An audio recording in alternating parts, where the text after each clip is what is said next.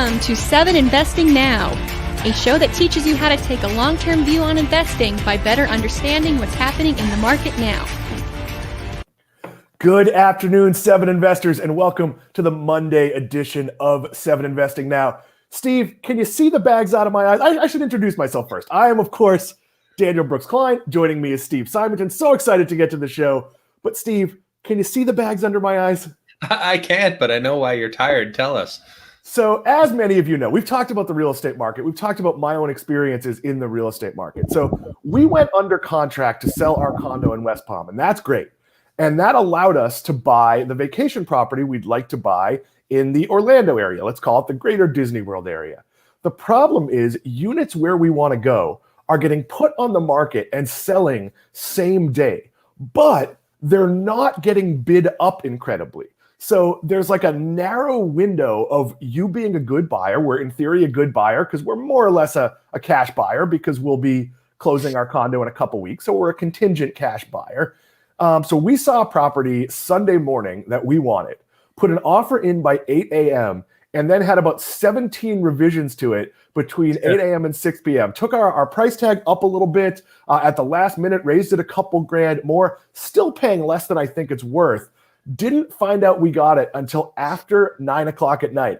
My wife was like 2/3 asleep. I had to walk up and get her to sign some paperwork. Was how ridiculous it was. But very excited for those of you who have been following this. I appreciate all the kind Twitter messages and nice people saying things on Facebook. But Steve, we're going to talk the stock market. I know that seems strange. We usually would talk the NFL draft or what movies we did this weekend. But before we get to that, what did you and the kids do this weekend?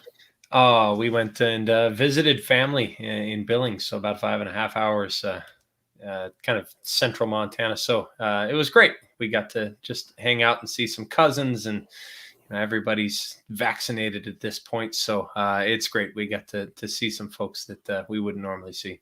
I did something similar. I actually went through most of this drama at my cousin Hillary's house. Haven't seen my aunts and uncles, my cousins in, 14 months. My mother is in town. So a family get together, a very exciting weekend, but we're going to talk the stock market. As we go, we would like your questions and comments. Later on, we're going to talk a little bit about two fallen internet giants. That would be Yahoo and AOL. We've got mail. We are going to be talking about their latest really, really sad sale. And then we've got Anirban Mahante, who's going to talk Tesla earnings. Taped an interview with Anirban over in Australia last week. We wanted to get his opinion. But Steve, a lot of people have entered the stock market, and that's great, but there's also a lot of risk involved. And here's the problem. The success of the market recently, call it the bull market, call it the boom, whatever you want to call it, it's created this artificial thing that stocks always go up. Even when we see like a good stock dip like 2%. I'll let you jump in, Steve. Give a little rant here, and then we'll get to our questions and comments. Right, and that's the challenges that people have learned, especially in recent months, and especially in a lot of your high growth, sort of very volatile. A lot of really richly priced tech stocks, for example, have gotten hit hard in recent months, and a lot of them are down 40, 50, 60, 70% even from their highs. So people have learned the hard way that stocks don't always go up. So we have a lot of people chasing returns. So they say, oh yeah, this stock is climbing, and it'll only continue to climb. And sometimes that happens with great names. You kind of average up. But there are other times when the premiums just aren't warranted. But it remains to be seen, how long this sort of correction will endure. But yeah, stocks don't only go up, and that's a hard lesson to learn. And losing money hurts a lot more than making it feels good. So that's the challenge. This is why we take a long-term investing mindset. When we say long-term, what do we mean? We use the term hold for a minimum of 3 to 5 years. The reality is we hold as long as our thesis holds up until we get to a life moment where it's time to sell. So Steve talks about this a lot, selling some Tesla to pay for the down payment on his house. And it feels like it's bad because Tesla's gone up since then, but Steve bought a house. Like, that's important. That's one of the reasons you invest. I'm a big fan of it, and I'll apply this to my real estate sale. The second I close on both properties, I will stop looking at prices on those properties, until which point I'm thinking about selling the one I own. Right. So sure, if I decide, hey, we're going to upgrade, or maybe we want to buy another one, then I'll look. But where I'm selling here in West Palm Beach, I'm going to try to avoid ever seeing it again, because I don't want to feel great that it dipped or bad that it went up. But let's share some facts here. American households have increased to putting 41% of their total financial assets into stocks.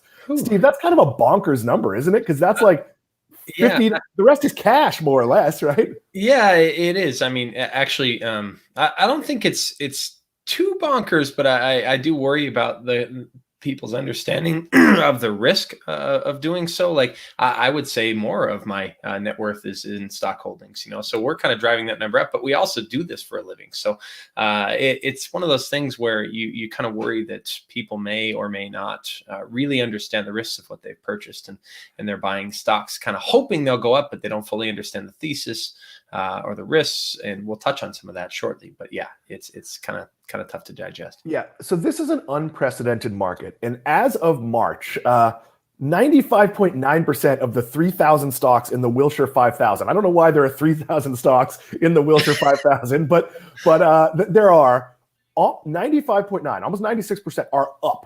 That is not typical. In general, in the market, you are going to get your best returns from your best stocks, and most other stocks are going to languish. You're having a lot of sort of artificial rise. That's why at 7 Investing, we kind of recommend using our stock picks, because we're not just picking things that some guy in the streets thinks are going to go up, or, oh, I know, airlines are going to be a recovery play. They'll go up, and they probably will. But when things go up for the wrong reason, that's not sustainable. You want to look at a company where the business fundamentals, that's a new food product.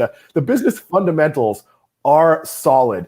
Little change in programming note. That interview with Anirban Mahante, we're going to release it on our social media channels later this afternoon. We had a bit of a password snafu. We'll probably tack that on after the Wednesday show and play it on our social media and our YouTube later today. Hard to get the password while we are on air. But Steve, let's go through to our mistakes, and then we will take all sorts of questions if you have them. We might cover everything, so you may not have them.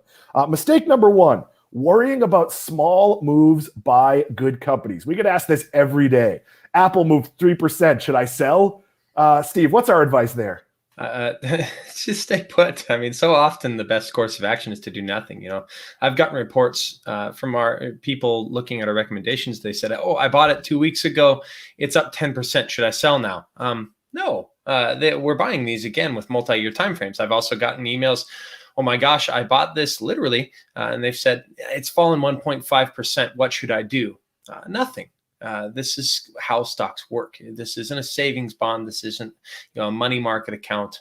This isn't something that you get 0.1% deposits in your account every year. It's stocks are volatile, and volatility is par for the course. Don't worry about little moves. And I would say, I'd actually extend it to say, don't worry about even larger moves. Sometimes you get post-earnings pops or drops, or the stock will be up or down 5, 6, 7, 8, 9% in a single day on no news. And this happens sometimes. In those cases, keep an eye on it, kind of a side eye on it, and look and just make sure that the thesis hasn't changed. And if it hasn't, I just continue to hold. Let it play out for years. And that's when gains become much more predictable. And it's okay to look at the news. So as people who are professionals, we are making stock picks. I often have CNN, CNBC, whatever it is, Bloomberg up in the background. And I will look. So let's say something goes down 20%. Microsoft is my biggest holding. Let's say Microsoft drops by 20%. I will look to make sure nothing happened to the CEO. Or let's give another example, like a Starbucks I have a pretty big position in. Sure. If Starbucks fell, I would look and go, okay, was there a food poisoning scandal? Well, that passes quickly. Was there one of those incidents where like something social justice-y happened near one of the restaurants and one side likes it, the other doesn't? Those things pass. Or if Starbucks announced that the price of coffee has gone up by 50%, well, that might impact their business and change my thesis. So it doesn't happen often, but it can happen. But even then, so let's say a company changes its CEO. Amazon is famously in the midst of changing its CEO. I will argue that Amazon changed its CEO years ago, and they're really just shifting up the titles now. But let's say you really thought that Jeff Bezos not having the title of CEO would be really disastrous for Amazon. Even then, I would say let it play out 6 months, because I didn't particularly like when Kevin Johnson became CEO of Starbucks. He's an operator. He's not a coffee guy. Like he's very much a tech guy, and he turned out to absolutely be the perfect boss. For what they needed. Now, who knew that they would need to operate perfectly in a pandemic? But those things still would have benefited the company. He followed a different blueprint than my original thesis, but his blueprint played out. So we're not going to tell you to sell very often, but Steve, I'm going to skip around on our list a little bit here. We are also not going to tell you to buy bad companies. So here's a mistake people make. They don't buy good companies. They buy tickers. They buy things that they can tell a short-term thesis is going to. GameStop is a great example of this. If you could have said before all the hype, GameStop would double because you believe they can pivot their business, that's a plausible thesis. Sure. If you were going to say GameStop can 85 times, there was no argument you could make for that. So people buying into that craze are basically buying into a guess. They're buying into, to a spin on the roulette wheel. But Steve, I'll let you take over here. Yeah, actually, there's a comment from Bono JZK. The second comment, he says, if a stock down 20%, if a stock is down 20%, should I double down or let it recover by itself? I'd say that depends. Again, as we mentioned earlier, I mean, there are no hard and fast rules. I don't use limit orders, or limit sells or trailing stop losses or anything crazy thing like that to limit my sells. But I also don't say, oh my gosh, the stock is down 20%. I'm going to double down now. You can't say, you can't use hard rules like that. I would say, again, it depends. Look at what caused it to drop 20%. Is there any news? Did you like the stock at the previous valuation? Is the thesis broken or does it remain intact? But I would say just be patient most of the time. And that also plays to how I actually tend to buy stocks in the first place. When I buy something, I usually buy it in thirds or quarters. So if it falls, I have a little extra cash to take advantage of a continued decline. If it rises, at least I'm partially participating. But yeah, it depends, I'll say. So Steve, I'll go back to our very own recommendations. This is the 3rd of the month. Our new picks came out on the 1st of the month, which was Saturday. But oftentimes when I look at our picks, I might know I'm going to buy more of my pick. I'm going to buy some of Max's, and maybe I'm going to buy yours or Matt's or whoever. It doesn't matter. Maybe it's Dana's. It doesn't matter. I'm going to buy some. Now, if I know I'm going to buy some, but I was planning on buying it next week when the money transfers into my account, if I see the stock drop 20%, I will absolutely transfer that money sooner and buy it. It's like if you walk into a mall and in a few weeks you need a new suit and you see suits are 50% off. So there are no hard and fast rules, but certainly you can use price fluctuation as a way to benefit you. If we get a free delivery coupon from Grubhub, we might order food instead of pick it up on a weeknight. So definitely factor in basic economics. But you mentioned something that I think is an absolute danger, and we are absolutely happy to take your questions and comments. See a few others in the queue. Anything on investing? We'll talk about some specific stocks if you want. But that being said, stop loss orders. Stop loss orders to me are a nightmare. So you own a good company. That company has some mild bad news. You own Chipotle and they have another 3 people get E. coli and the stock drops by 30% and you get sold out of it. But then that afternoon, you read a report that says, oh, it actually wasn't E. coli. Those people had been on a roller coaster beforehand and they just threw up because they didn't feel well, or they had COVID and they didn't have it from the restaurant. They had it, or the market recognizes that 3 people getting E. coli in a restaurant that uses fresh food is not that big a deal. And all of a sudden, the next morning, it's recovered 28% of that 30%. You sold out. You can't necessarily buy back in at the price you paid. So if you believe in a company, you don't want to put automatic triggers that get you out of that company. But Steve, something terrifying is happening in the market. So why don't you explain a little bit, after I throw out this mistake, what margin is and why it's essentially a terrible idea. So we are at a record right now for people using margin to buy stocks. That is borrowing money to buy stocks. I will also assume we are at a record for people doing things like home equity lines of credit to buy stocks. We do not ever recommend this. This is a massive mistake. Steve, why don't you explain what it is and why? Yeah. So when you are buying on margin, it's essentially your broker will lend you money you don't have in order to buy stocks. You're basically leveraging against the money that you do have. And I think the statistic was something like retail investors had $814 billion in margin that they're trading on. So you actually pay them interest. It's essentially a loan to buy these stocks. But the other problem that you run into is if your portfolio declines by a certain amount, you can have what's called a margin call. And they'll say, hey, by the way, we want you to repay that money right now. And you're going to have to sell other stocks to cover that loan and repay everything. But it's a huge risk because stocks are hugely volatile. And to borrow money to buy things that you don't have, I guess you could extend that also to people taking out loans against their home or things like that. It's massively risky, and you can find yourself in a lot of trouble really quickly trying to pay back money that you don't have. Yeah, and the problem is people fall in the trap of if the average return on the stock market is 9% on an annual basis, and I could borrow money at 4% or 3.5% or whatever it is on your home, that seems like, well, I'll just make 6%.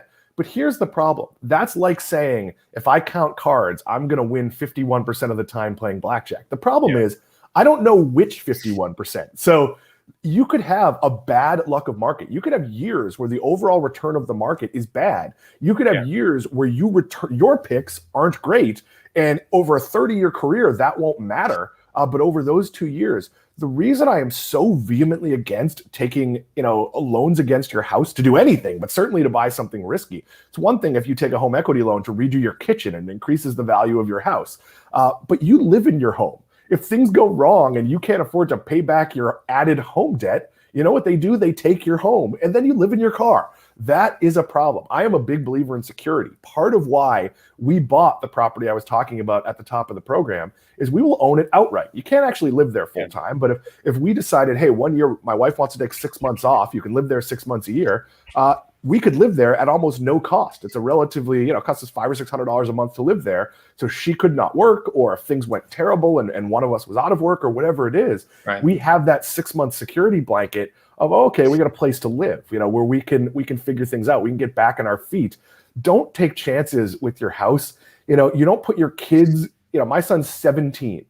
We're going to take some money from our complicated property swipping around and put that into a college fund. Now, he's not going to go to college for about 3 years. So if he goes at all, and he may just take classes, he may get a degree over tenure, who knows? We're going to put money into the market, but most of the money we would need for year one, if he was to go full-time to a state school, will not be in the market. And if he does decide to do that, as we get 3 years out from the date of when we'd start paying that, we will at the right time make those sales and put it into very, very conservative. When I say very conservative, whatever the best bank account rate I could find, which is probably going to be like, around less than 1%, because you don't want to have the market crash or even just go down 20%. Like, hey, sorry, you can't go to college this year. Like, that can be a problem. Let me answer one from our own Matt Cochran.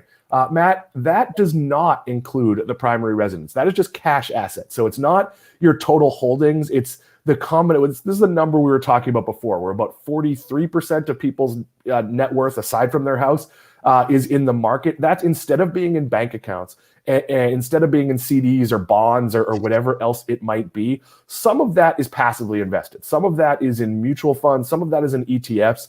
What I would be careful with is the emergency fund. I have a 1 year emergency fund. A lot of people have a 6 month emergency fund. You really need to look at your life and go, okay, if I lost my job, if my spouse and I both lost our jobs, how long could we get by? And if that number isn't 6 months, and remember, you might spend less money if you're out of work, so you can adjust some things down, like your cost of commute or eating out or whatever it is. If you don't have that, you probably need to get there before you start investing in the stock market. Now, you might be okay with 3 months if you're younger, or if you do something that's easily replaceable. If you're a programmer in a high demand field, maybe you don't need 6 months. But for most people, 6 months is a good number. Steve, why don't you take whichever comment you would like to? Sure. There's a comment from 112 Terrace, I could have mispronounced it. The issue seems to be holding on to stocks for years, and the narrative never materialized. And he continues, at some point, you need to give up and move your money to a better company or stock.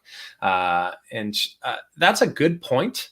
But that's exactly why we buy and hold for years. And if for those of you who are actual 7 Investing subscribers who pay for our service, we do have a what to watch or what we're watching section, essentially with metrics that you should be keeping an eye on to see if the thesis is playing out. And if that thesis has materially changed, or you no longer believe that they're capable of delivering on that, sure, you could sell it and put your money to work elsewhere. But there are other cases where the thesis really playing out takes years and years. I offered NVIDIA as an example, and that was the stock that I sold, several hundred shares to help pay for our down payment on our house 5 years ago. And funny thing was, I still hang on to some of that position. But if you look at their charts, the thesis really playing out, it languished for several years before it really took off the way I thought it could. And then you have sort of that hockey stick chart that happens when everything actually starts to materialize. So patience is paramount when it comes to investing in the stock market. And yes, you have to. But there are times where you look at where your money is invested and you decide there are better opportunities. And I'll give a good example. When BlackBerry moved away from making devices and changed into a software company, when TiVo largely switched and became a patent company, they sell some great devices actually, but they're not really a device company. So both of those two companies changed from public-facing ventures to ventures that you don't really see.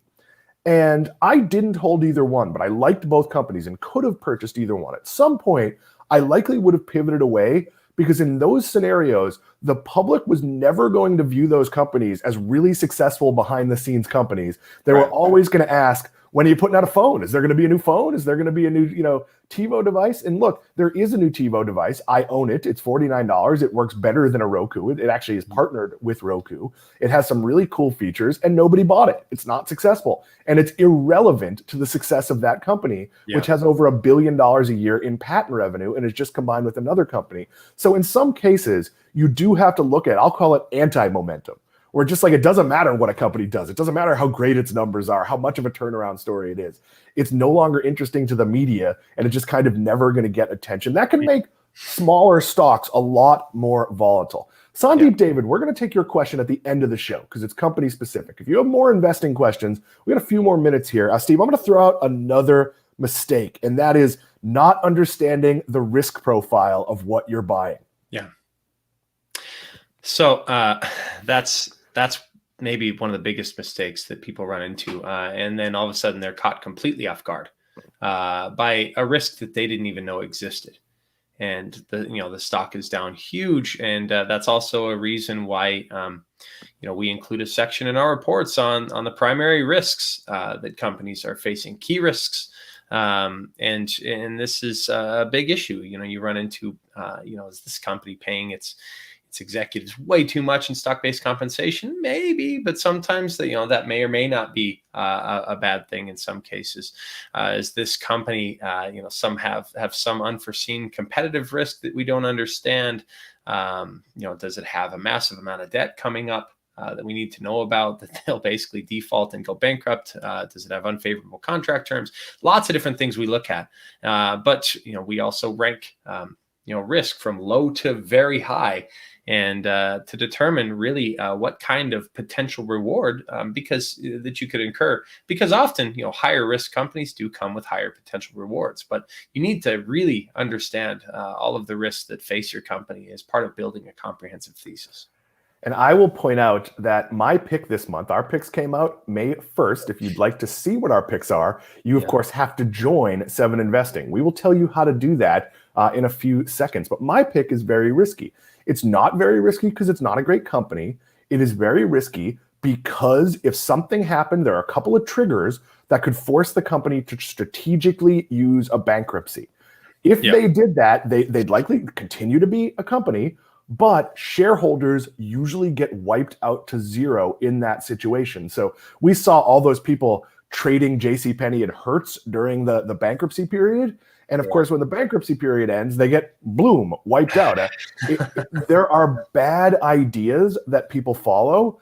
And look, a really good company. If you look at Mac Chasko's picks, lots of picks in the biomed space, and some of those companies, I own all of them, every one since I joined. I made a small bet on each one.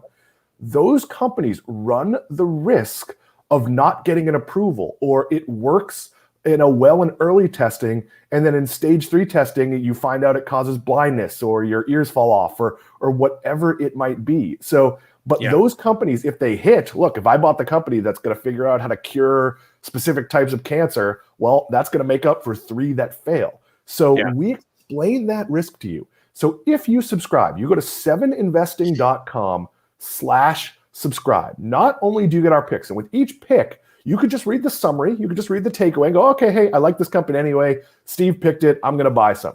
You could read the entire report. That report tells you the competitive marketplace, tells you what the leadership's like, shows you what the vision is, explains why it's my top pick that month and not another month.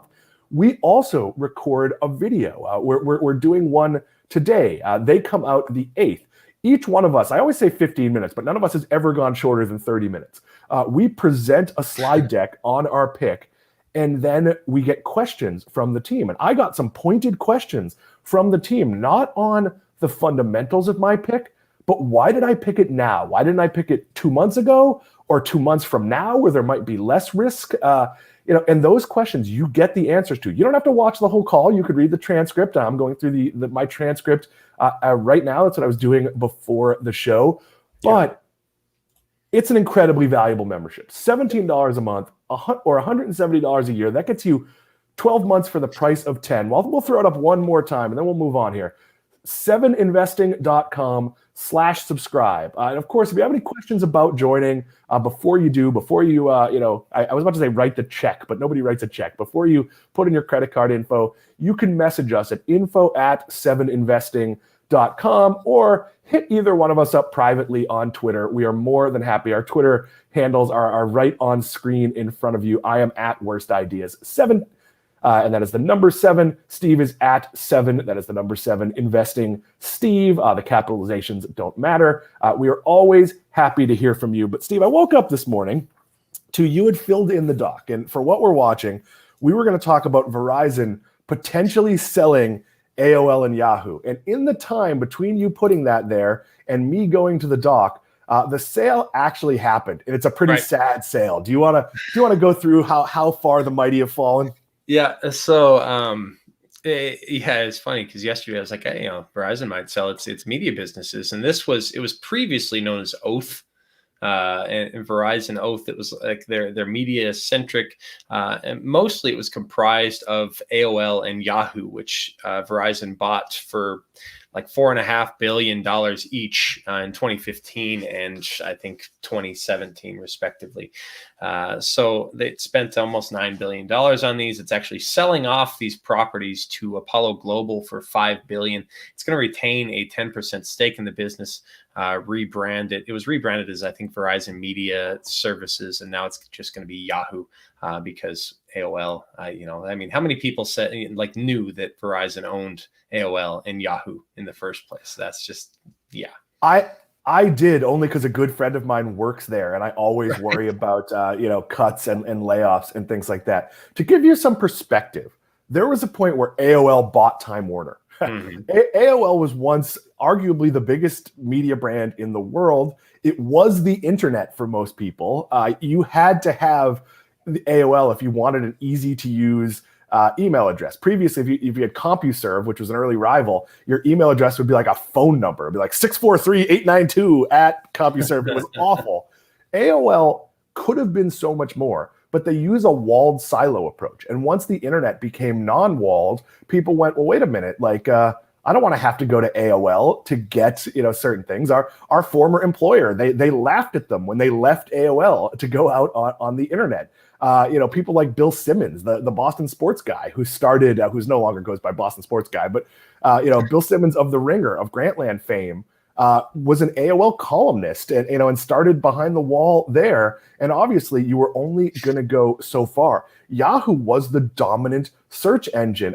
But Steve, both of these companies still have audience. Both of these, there's a reason Yahoo exists. I don't even know if Yahoo is still bigger than Bing. It might be. Do you think they're doing this for an IPO? Like, this is in theory an advertising play.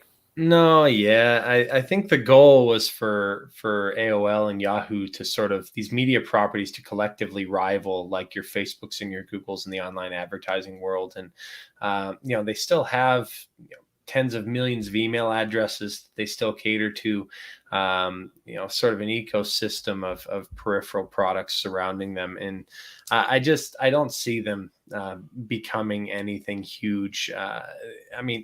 The price that they're selling this for, I think Verizon's going to get $4.25 billion or something like that, along with their 10% stake in the company. And they're sort of washing their hands on it, I think, for good reason. And, they're going to focus on their internet provider business. And that's much better for them. And they're obviously their wireless assets and everything. I don't have high hopes.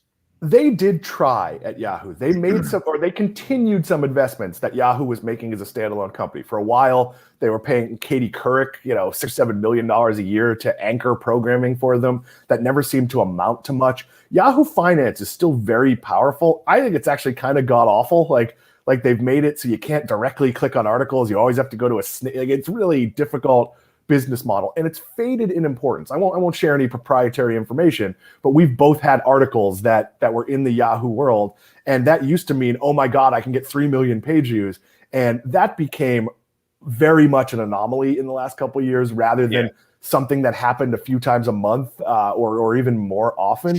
So all of these properties are fading, but they are all sort of revivable. I would have much preferred to see Yahoo go to Red Ventures or somebody in the content space. Red Ventures owns Bankrate and CNET and other things that they really could have aggregated it with. This to me seems like a hedge fund value play where they cut and just figure out how to make money with the absolute core services. But I'm going to bring something else up here, Steve. As this sort of boom was happening, it became, if you have the pipe, you should also control some content. And AT&T went out and bought Time Warner. Comcast already owns NBC Universal. I feel like NBC Universal is so big that they're almost separate companies that operate kind of under the same corporate leadership. But I've never felt right about AT&T owning Time Warner. Time Warner is a bunch of cable stations. It's CNN. It's TBS. It's TNT. Do you think AT&T should sell these companies? It's not their core business. I think maybe they sort of like Verizon has been doing, kind of chop up things that they don't necessarily need. I think it was actually a year or two ago that Verizon actually sold Huffington Post that was acquired as part of all that too, right? But if memory serves, AT&T acquired Time Warner for, what was it? It was like 85 billion or something crazy. Like that was bigger than the Disney Fox acquisition initially, right? That number sounds right. And I think they would have to sell it off piecemeal. The reason I don't think they should own it is they thought owning this content would drive people to AT&T's other businesses, to its phone and internet business. And it doesn't, because they can't say, hey, Comedy Central or MTV are now exclusive to AT&T customers. Sure. And from a streaming product point of view, they don't even have a Paramount Plus, let alone a Disney Plus. So I look at this and I say, like, wow, like, wouldn't Disney really want TNT and TBS? I don't know if antitrust would allow that, because it would give them a really strong place. But maybe a fledgling company, one I talk about a lot is not liking. If all of a sudden Fubo owned TNT and TBS, and that would be, they'd have to borrow more money than they're worth to do that. Yeah. But what if Caesars bought TNT? I mean, there are all sorts of companies in the sports world that could buy these, that could piecemeal take these properties. Obviously, there is value to CNN. There is value to MTV, which is very, very cheap programming that still pulls a good audience. I would like to see them kind of break this apart. Would it be crazy for Netflix to have a cable preview channel where they gave you, snippets of content and use things? AT&T is doing that with their audience channel, using it. I mean, I said they don't have a Disney Plus. They do have HBO Max. The problem with HBO Max is the vast majority of the subscribers are people who get it on a linear cable basis, and you get it for free as a streaming basis. So because they they're not going to like make it exclusive to streaming. It's not a big driver to have AT&T. Steve, let me ask you, it'll be the last question on this, and then we'll take a couple of questions that are sitting in the queue here. Do you think Yahoo can make a comeback, or is Google just so dominant that the only people who are using Yahoo just don't know Google exists or forgot to change their default? Oh, I feel like this is people hanging on because they still like their Yahoo email address, or Yahoo Finance or something, like, which is just still a decent syndication avenue for financial news and stuff. I don't see a massive comeback. I see it just treading water. And that's exactly kind of where I see it. I really don't have high hopes for these properties, and they could prove me wrong. But yeah, to each his own, I guess. As consumers, I'd argue that we should probably all use Yahoo, because it's never good to let one company dominate a market.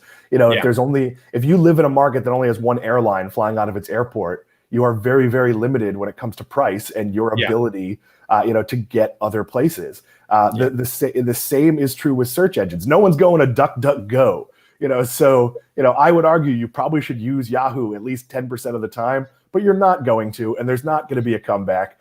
We appreciate so many of you watching. We're going to take Sandeep David's question. Steve, I'll let you read it because you can see better than I can. Yep. He asked, do you think Splunk is losing the race to Elastic and Datadog when it comes to the competitive field of big data analytics and IT operations? No, I wouldn't say it's losing the race. But I know there's some folks out there on FinTwit who've seen some assertions based on LinkedIn posts that Splunk might be having some churn issues. I think that remains to be seen, honestly. Of course, every company is going to have some competitive losses when you have a lot of money up for grabs and a lot of well-funded competitors rising, trying to fight for the same pie. And this was actually an issue with Splunk a couple of quarters ago. And actually, in its most recent quarterly results, it had some delayed deals that it actually closed, and said that it wasn't seeing a lot of the issues that it was seeing before as far as competitive losses. That could change when Splunk releases quarterly results next. So we'll see. But based on their most recent results, I don't see any huge losses from Splunk versus Elastic versus Datadog. They're all great companies, and they're very interesting from an investment standpoint, but I haven't lost hope in Splunk yet. We're going to take one last comment from Bono. Is it JZK? I can't quite see it there. Yeah, it is. Is Coinbase the new AOL? I am not even sure how you would compare the two. So AOL used to be where your email was. It would have like a news aggregate. It would have like, you'd go into AOL Games and play bingo. You would go to the AOL Finance Board and you'd see, some of the early pioneers in that space. You'd go to AOL Sports and you'd see, the sports pages aggregated and some columnists. What Coinbase is, and it's a really interesting product. I signed up for Coinbase and bought a very small crypto piece, not even an investment. Really, I wanted to see how it worked. But what they're doing is they're making it very easy to buy cryptocurrency. They're also not selling every cryptocurrency. So they're not going to sell ones that, like when Taco Bell comes out with a cryptocurrency and it's more a joke than it is a real thing. So they're giving you the education. They're giving you a safe platform. Steve, do you own any crypto?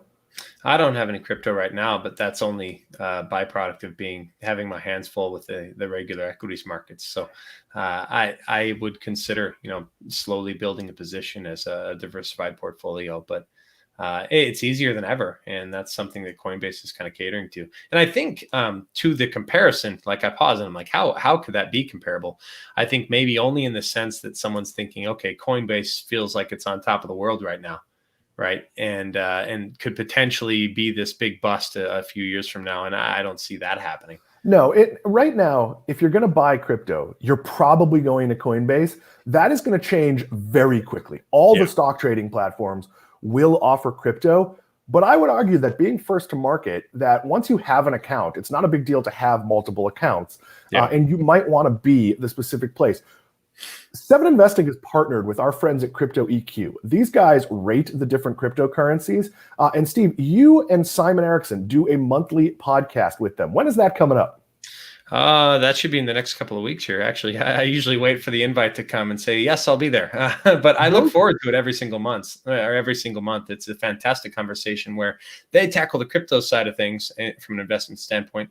We talk about crypto from an equity perspective, and a really nice conversation every month. I'd like to learn a lot more. Maybe have one of those guys on Seven Investing now. I'd like to learn a lot more about the environmental part of crypto. I know early crypto mining was very, very energy intensive, and I see that pushback a lot. And then I see a lot of people pushing back and saying, no, that's not the case anymore. So there's a lot about the technical aspect of crypto. I don't own it, except for this tiny little piece that I bought just to see how the process works on Coinbase. I don't own it because I don't understand it. And when I don't understand something, I can't put my fingers on it. If you look at my stock portfolio, the vast majority of stocks I own are companies I use. Yeah. And if it all of a sudden became that it was really easy to use crypto, to buy your latte, maybe I would do it. But I'm also afraid of I just, what if 10 years ago I used a Bitcoin to buy my latte and now it's worth $53,000? Like that to me would be very, very, but I promise Seven Investors, we will keep up on this. We will have some guests. Well, certainly that podcast is for members only. That's another great reason to join Seven Investing. Steve, I'll give you the last word on crypto here. Yeah. Again, I think you run into the same argument as buying great stocks and paying for things with a life event, like me selling 275 shares of NVIDIA for $21 a share when it's above 600 now. So now that little $5,000-$6,000 position that I dropped, it'd be worth closer to 150. And hey, it happens. But it's. I will point out that your house has also gone up in value significantly. It has. So yes, I guess depending, I suppose that latte you drank 5 years ago isn't going to be worth a heck of a lot more a few hours later. I go back to Homer Simpson waiting till November 1st to sell his pumpkin futures. You got to sell those before Halloween.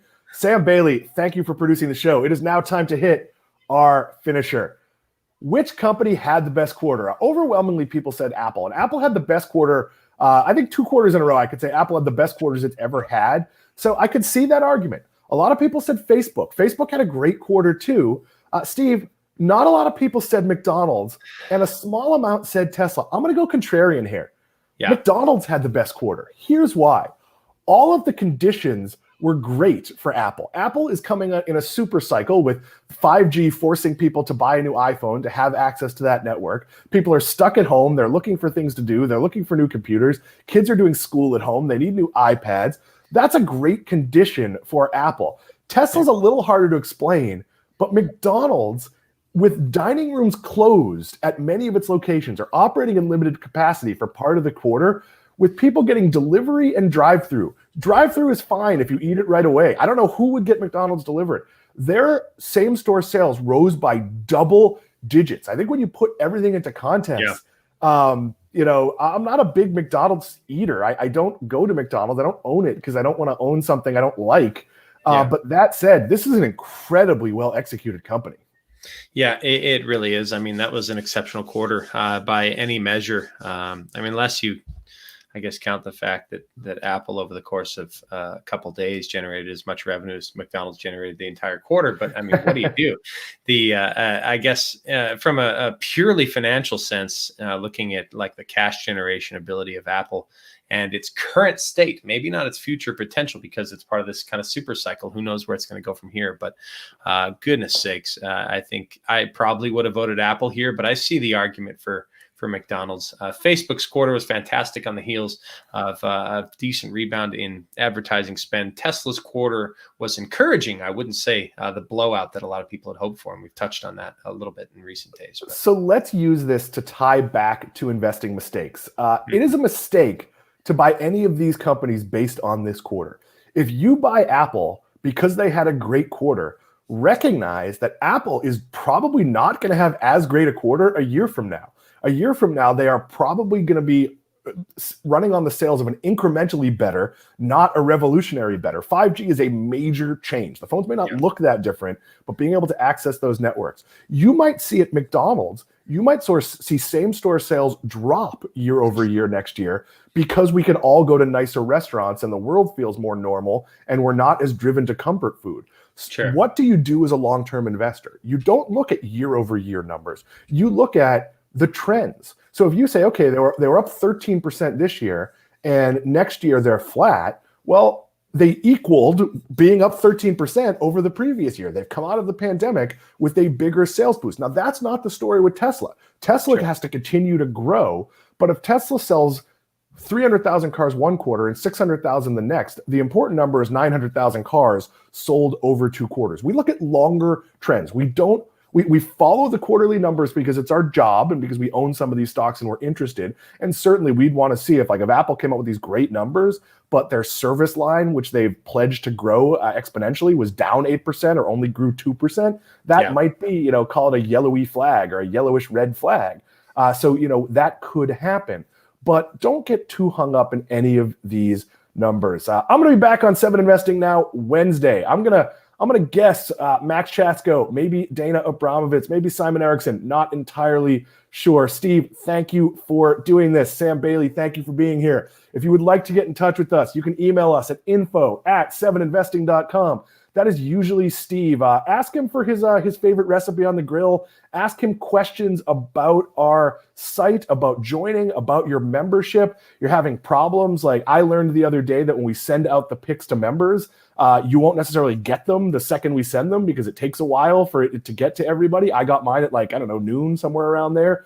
So some people, I sent them to Steve to ask that question. Hey, why didn't I get my picks? The answer is they haven't come out yet.